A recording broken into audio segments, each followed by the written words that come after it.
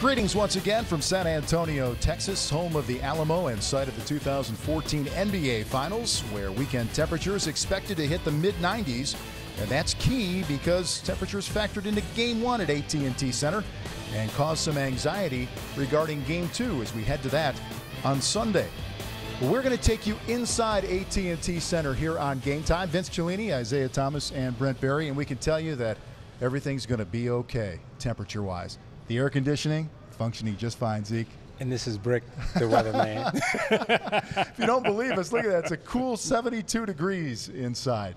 Wow, I like that Isaiah made an Anchorman reference to the weatherman. All right, Isaiah will be back with AccuWeather coming up later on yes. in this half hour. But we're going to move things forward, and this was the second day off from Crampgate for LeBron James. And heading into Sunday's game, very important because the Miami Heat do not do 0-2 in a playoff series. LeBron James monitoring his fluid intake, did some light cardio, but all around feeling much better as he heads to Game 2.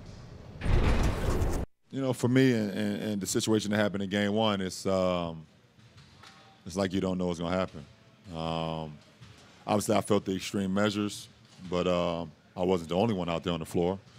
And so you just play and you worry about the results later.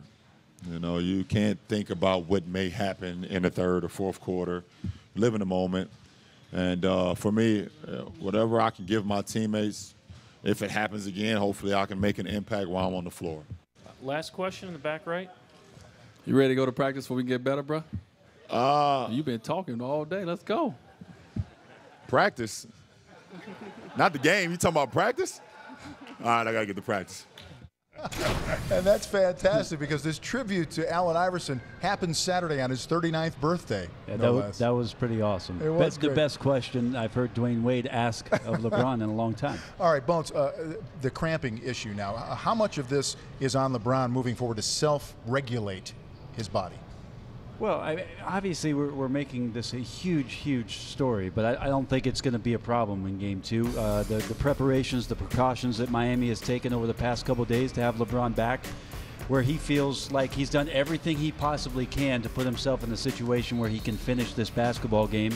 Not unlike the thousands he's played before, he'll be ready to go. But yeah, during the game, if there's anything going on, I'm sure that Spo and the training staff have talked to LeBron about if there are any inclinations or indications that he's starting to feel anything at all, to let them know as soon as possible to see if there's something that they can do to make sure that these things don't percolate inside him and get to the point where he's unable to perform. Yeah, I don't necessarily know if the cramping will be a problem as much as muscle fatigue.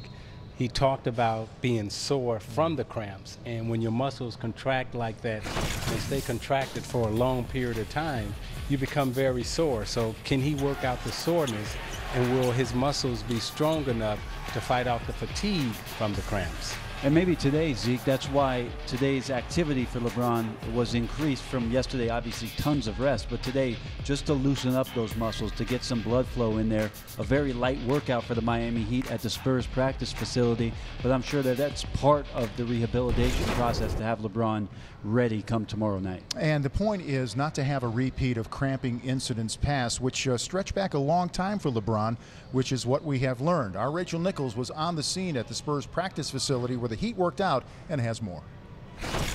Well, guys, LeBron James says he plans to be able to go all out in Game 2, so he is continuing to take it a little bit lighter today as he is recovering from those severe cramps that shut him down in Game 1. Now, unfortunately for James, this whole recovery process is nothing new. He first started encountering these cramps, these body-locking cramps in high school, then on and off throughout his early NBA career. But the real game-changing incident came in the 2012 finals. You may remember, James couldn't finish Game 4 against the Oklahoma City Thunder, and while the Heat did win that game, it was a turning point in how seriously the team started to take the problem. They determined one cause: the heat in the building that night. In that case, it was their own building, and they started keeping cooler temperatures. They also changed what foods and hydration James prepared with before games. And for the most part, it has worked. Well, until the 90-degree-plus on-court temperatures that James faced in Game 1. James took 7 cramping pills, basically basically salt pills throughout Thursday night's game, and he kept drinking fluids, but Miami's medical staff believes that his body burned through all of that at just such a high rate that he just gave out toward the end of the game. Now, since then, he's been getting IVs, eating potassium-rich foods, and he does not anticipate any carryover into Game 2. Well, as long as the air conditioner is working, guys.